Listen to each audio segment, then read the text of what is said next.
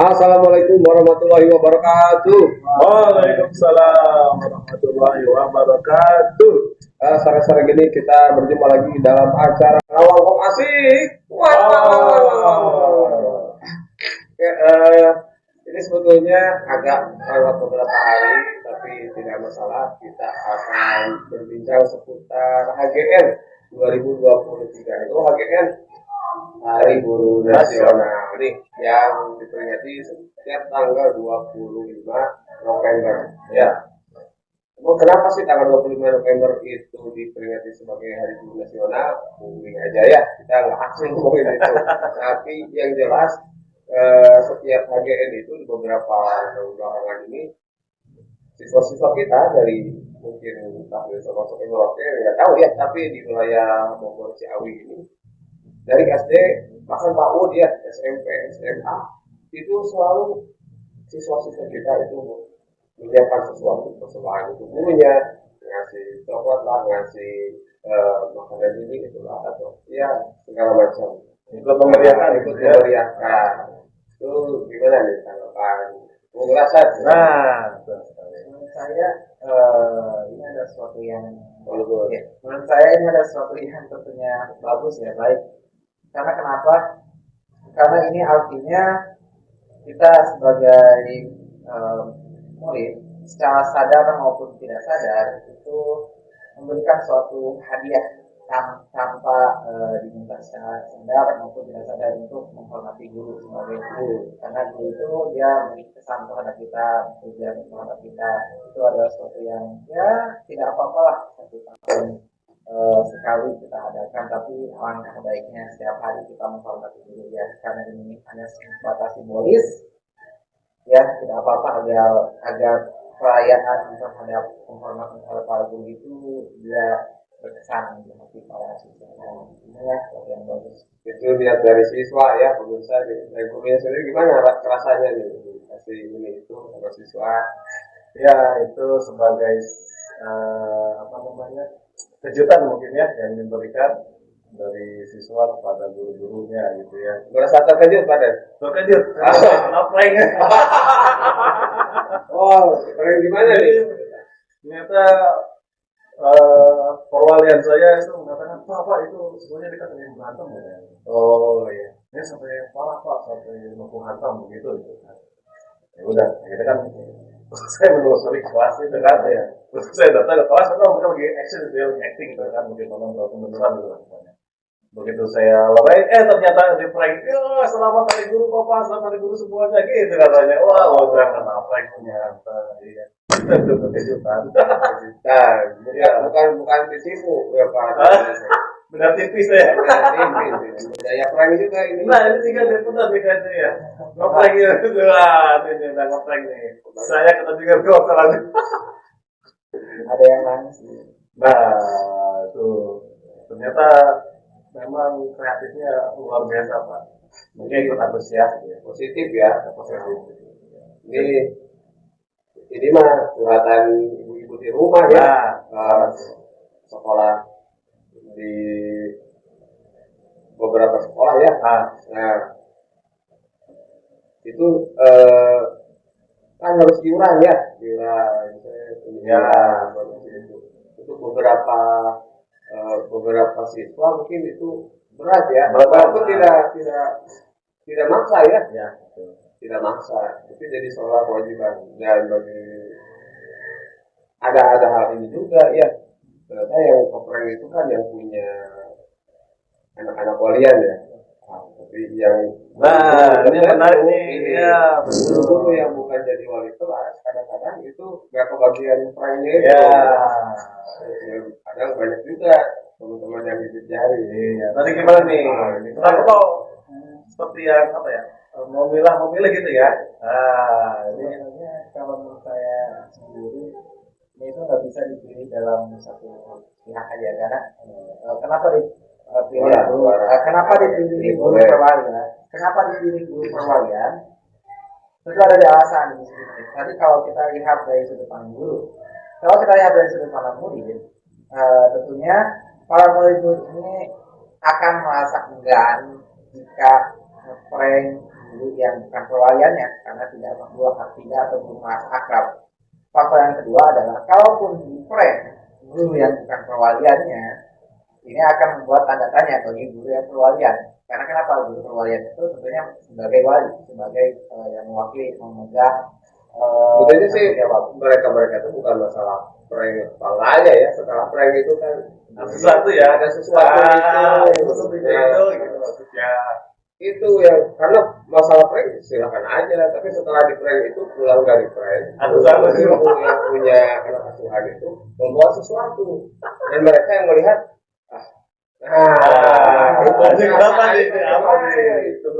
tentunya kan tidak semua seperti itu ya. Karena beberapa apalagi lupa mungkin yang di TU administrasi kayak begitu ya yang perpu dan sebagainya.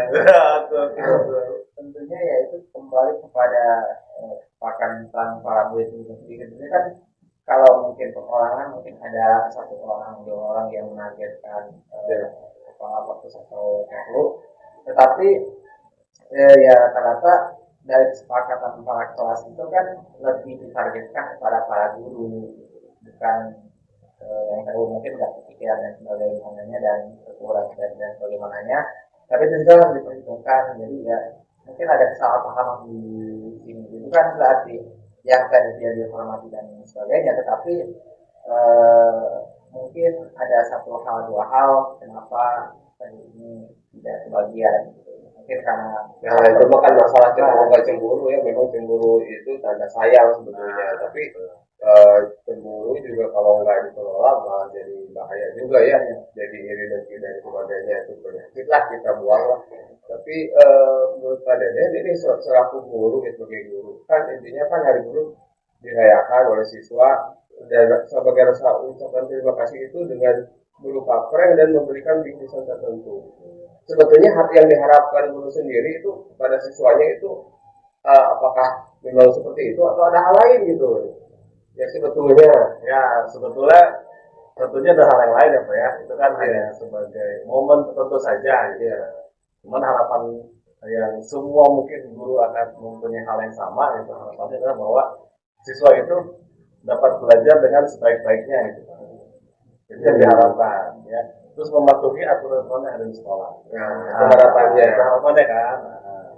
Adapun momen seperti itu ya itu kan kondisional, gitu kan. Nah, kita pun nggak bisa memaksakan itu kan. Siswa mengekspresikan itu kan untuk memeriahkan kegiatan tersebut itu kan ya. Jadi silakan kalau bisa tadi. Cuman harapan dari guru mungkin semua sama seperti itu. Jadi tidak hanya di momen tertentu saja, tapi sampai mereka lulus, nah mereka harus mengikuti apa ya memang sekolah harapkan seperti itu. Gitu Pak. Enggak gitu ya. Dan gimana nih menurut Mbak Tasya melihat teman-teman yang lain gitu kan dengan ya tahu seperti apa gitu.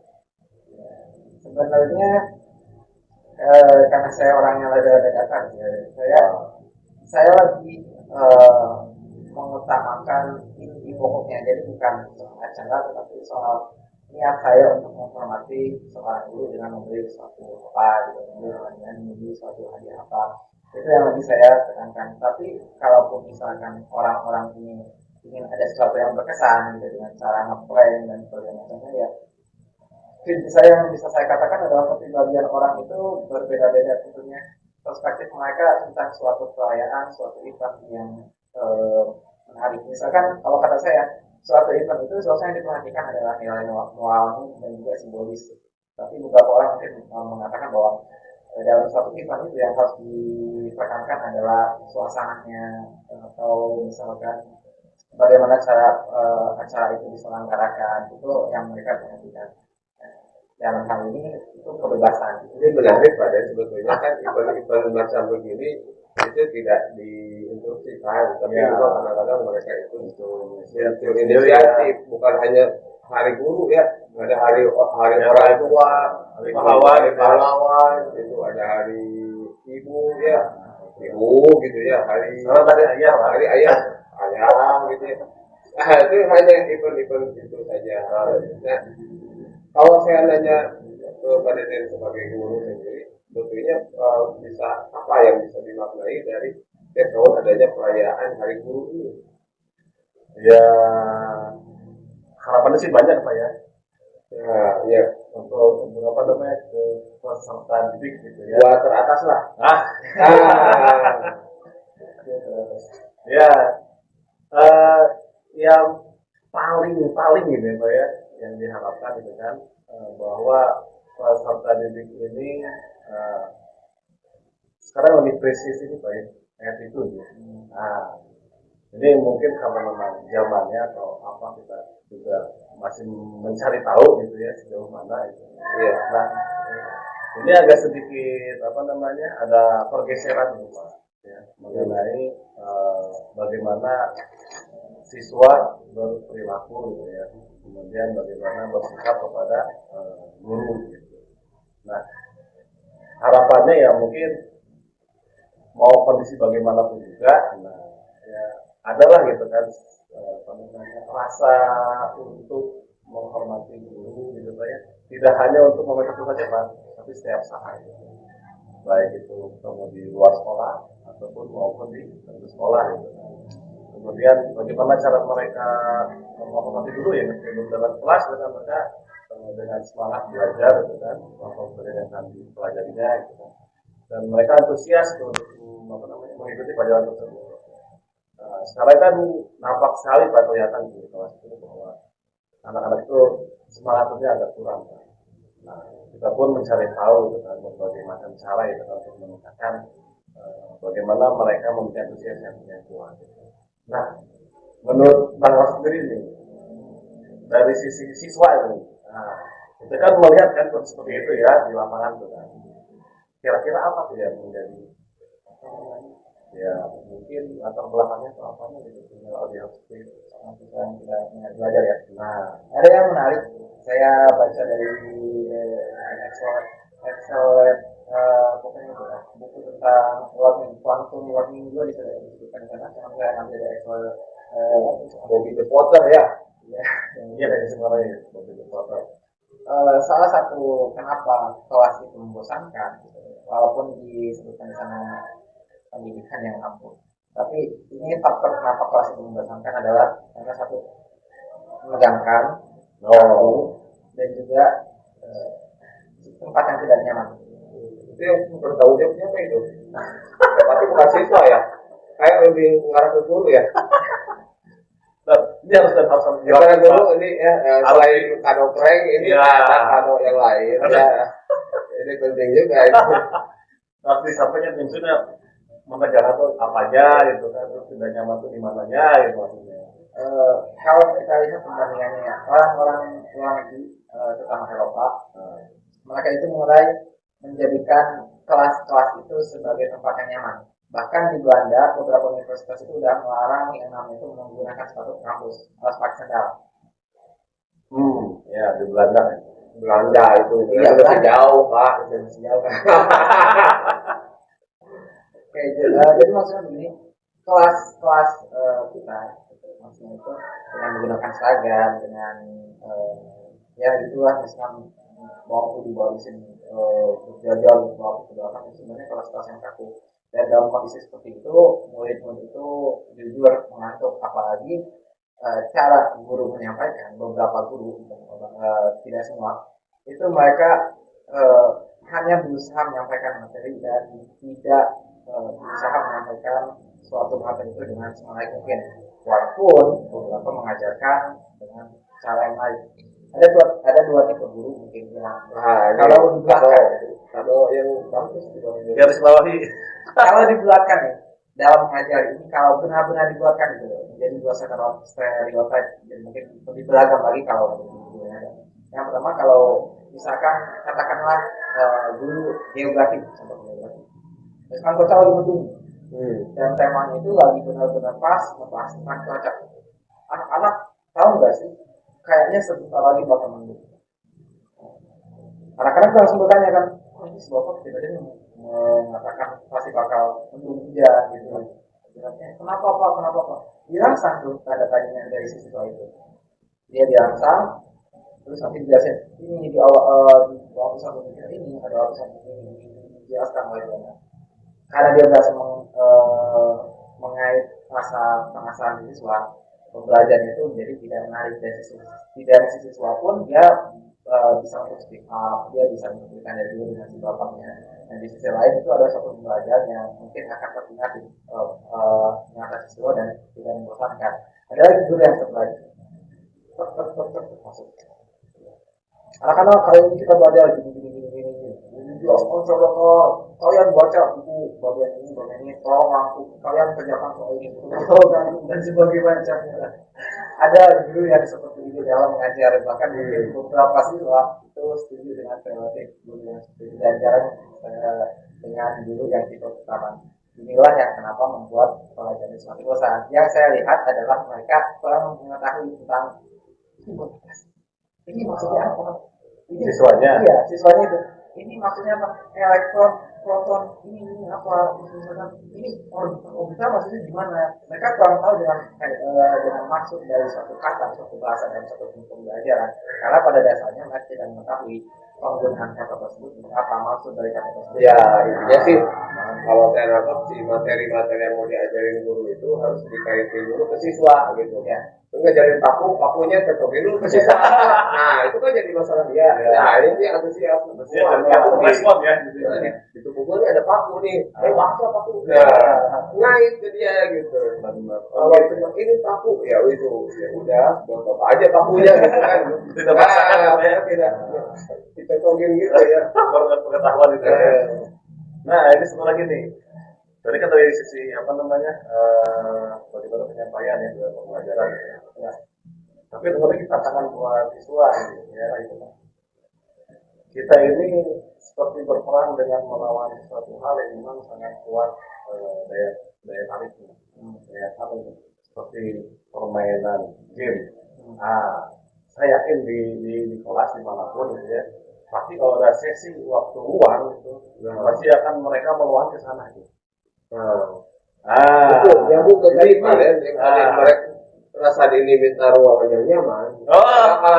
Jalan-jalan gitu banyak ke perpus misalnya berdiri lesehan, enak, agak digelapin ruangannya. Kita tonton sesuatu di sini, tonton. Itu yang hobi game itu. Itu ruangan bukan buat belajar. Nah, itu gimana di tantangan tersendiri nih buat siswa. Itulah kenapa saya katakan sebenarnya apa yang kita rasakan karena kita ada jenjang SMA masa-masa akhir gitu atas tingkat sekolah menengah atas, maka apa yang terjadi di SD, SMP itu pasti akan menjadi pola pikir atau minat siswa. Karena si SMA gitu. Di SMP dan di SD itu akan menjadi pola pikir siswa dan membentuknya. Karena siswa menganggap bahwa pembelajaran ada sesuatu yang mengantukkan, tidak menarik dan jadi nyalahin pembelajaran di SD SMP-nya ini. Bukan seperti itu Bapak. Ini soal minta penggunaan. Makanya menurut anak itu harus benar-benar dibentuk dengan baik agar ketika dia dewasa dia bisa mengerti dan dibentuk oleh banyak orang tua, teman-teman saya, guru juga. Jadi permasalahannya mereka tidak merasa tertarik gitu ya. Artinya mereka tuh anak SMA sekarang tuh udah terbentuk mindsetnya atau bisa dibentuk lagi oleh kami ini guru? Masih bisa, masih ada. Dengan cuma 2 jam di kelas masuk terus ganti ke kelas lain itu ya dengan jumlah siswa yang lumayan banyak itu membentuk gimana itu?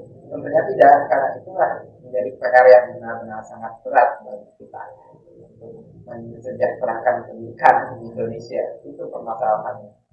Dan pertama dari faktor mungkin bukan hanya faktor itu, tapi dari siswa juga itu adalah dampak yang sudah terbentuk sejak lama. Tapi ada kaitannya tuh antara game online sama belajar itu. Tentu aja versus itu maksudnya. karena dahulu mereka proses pembelajarannya itu membuat ngantuk, membosankan dan juga membuat siswa itu berpikir bahwa itu tidak ada kaitannya dengan kehidupan dia, maka otomatis ketika dia menemukan sesuatu yang lebih menyenangkan, lebih membahagiakan bagi dia, memberi dopamin terhadap dia, dalam ketik adalah suatu permainan, game online, maka dia akan cenderung lebih bermain game online. Nah, memutus itu susah. Kadang-kadang kalau lagi tanggung main game, yang ada kan teman ya, iya, iya, bahaya itu. Ya, begitulah. Kita misalkan guru bikin game ya, bikin game pembelajaran, ya gamenya mah asik, tapi ketika pas ada pembelajarannya, saya disuruh mikir dia, bosan dia nggak mau.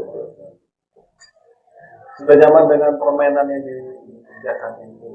Sebetulnya kenapa kita malas dalam belajar itu adalah karena kita tidak mengerti, dan kenapa kita tidak mengerti adalah karena pembelajaran yang sudah diajarkan kepada kita itu tidak setara dengan level kita pada saat ini. Karena itu kita harus memulainya dari level yang sudah kita pahami untuk bisa naik ke level yang sudah dijelaskan tersebut. Ya beda alam ya. Nah ini tantangan tersendiri di momen hari guru ini. Dia tantangan buat guru tentunya ya. Kalau ada riak-riak perayaan dari insidentalnya gitu dari siswa, walaupun memang sudah direncanakan pasti saya tahu nanti juga akan lagi dan akan menjadi tradisi ini. Ya, harapannya ya memang guru memang ada perubahan juga ya. Dan yang tadi gak kebagian itu ya sebenarnya sesuatu itu ya. Sebagian sesuatu yang tadi itu ini jadi tantangan juga. Ya. Gimana caranya biar gua walaupun nggak jadi wali kelas lu, tapi gua diingat sama siswa ya dan berkesan. Aja dia dicari juga. Itu jadi tantangan ke depan juga nih. Betul. Buat guru tantangan luar biasa dan siswa juga kadang-kadang memang pergi ke sekolah itu bukan nyari guru ya. Nah nyari kemana? Ya kalau nyari guru ya dia udah ngangkat seseorang itu jadi gurunya, apa yang diomongin gurunya dia dengar, apa yang diperintahkan gurunya dia laksanakan, apa yang disukai gurunya dia juga bakal ikut suka. Nah ini yang belum ditemukan, jarang ya dari 1.000 siswa di sekolah mungkin ada yang beberapa saja. Itu termasuk ya yang senang gitu sekolah pak gitu. Kamu dengar buku deh. Iya. Terus gimana jadinya? Apa namanya untuk menyikapi masalah tersebut gitu. Siswa sendiri ya, kemudian harus ada faktor pendukung. Faktor pendukung. Dan mungkin bisa jadi salah satunya adalah dari guru. Salah satu kisah inspiratif Vladimir Putin. Kalau kita udah tahu kan Vladimir Putin sekarang orang berwibawa, terus bawa dia orang hebat dan sebagainya, bisa berbahasa ahli ilmu lah. Banyak dia tahu sejarah banyak. Satu hal yang perlu diketahui, ketika masa SMA-nya Vladimir Putin, dia itu anak yang benar-benar bandel. Dia ke guru olahraganya itu nantangin. Pokoknya kayak gimana sih? Kayak cerita inspirasi ini. Maaf ya, selalu diawali dengan kenakalan. Mungkin ditimbang oleh ribuan siswa ya bahwa kalau mau sukses itu nakal dulu. Bukan. Ya ada yang menarik. Seperti itu gitu kan cerita awal ya. Di Vladimir Putin ini sikapnya itu mulai membaik karena guru BK-nya dulu, kalau tidak salah, guru BK-nya dulu dia itu membujuk Vladimir Putin. Dari sanalah dia akhirnya berproses untuk menjadi seseorang yang lebih baik, walaupun proses itu membutuhkan waktu yang lumayan panjang sampai akhirnya dia sekarang bisa jadi presiden Rusia dan dikenal oleh banyak orang. Jadi butuh jalan proses ya. Dan juga butuh faktor stimulus. Oleh karena itu ketika ini saya sebagai sudut pandang bukan berarti saya harus jadi nakal, tidak. Ketika kita sudah sadar, maka kita harus mempertahankan kesadaran itu. Dan ketika tugas bagi para guru, nah tugas para siswa kan tadi sudah kan mempertahankan kesadaran kita. Nah, tugas bagi para guru adalah untuk menyadarkan siswa-siswa yang lainnya agar untuk kesadaran itu, dan siswa yang sudah tadi itu mempertahankan kesadarannya. Di antara tadi mungkin pembelajaran yang menarik gitu ya. Iya. Mungkin requestan dari siswa bagaimana dia rasa ini. Satu, pembelajaran jelas usahakan bergairah, menarik, dan menyadarkan siswa-siswa yang melenceng tadi ya. Iya. Oke, mungkin kita tutup dengan satu hal sebagai rangkuman kira-kira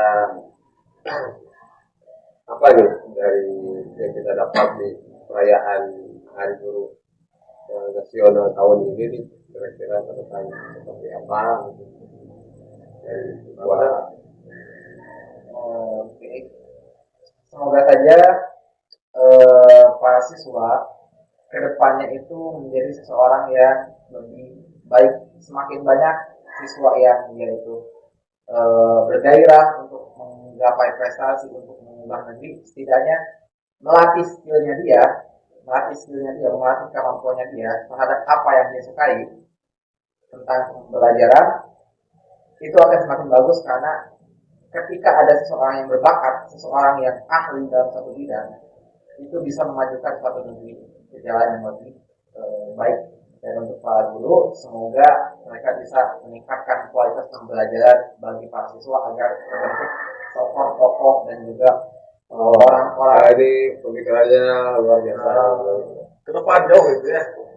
Luar biasa. Orang-orang yang akan mengubah negeri ini ke depannya.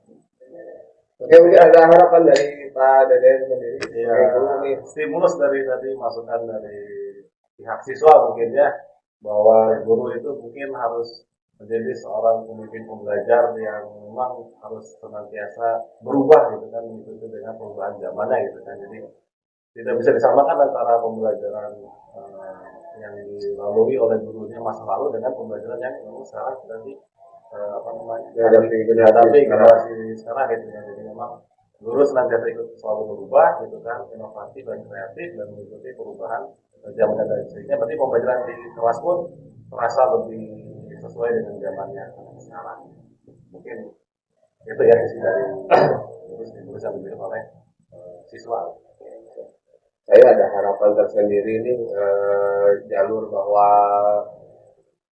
tujuan pendidikan kita di sekolah ini kita mendidik anak, dan anak juga harus sadar bahwa belajar di sekolah itu bukan hanya sekedar untuk mencari nilai yang bagus, bukan hanya sekedar untuk menjadi nanti mencari perguruan tinggi yang bagus, harus selalu lebih dan sebagainya, lalu lebih kerja di tempat yang bagus, gajinya gede dan sebagainya, dan punya jabatan oke.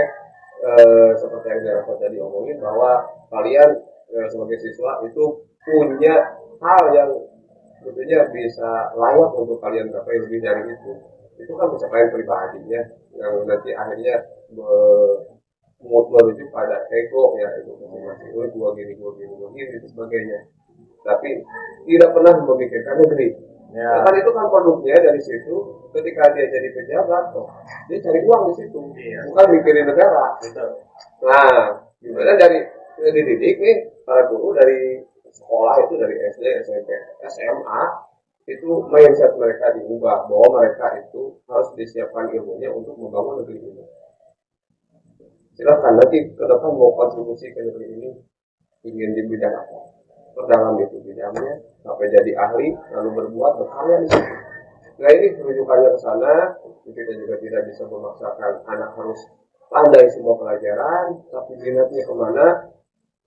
Mari para guru ke sana arahkan. Itu sih harapan saya. Mudah-mudahan ke depan pendidikan kita lebih baik lagi dan lebih terarah lagi.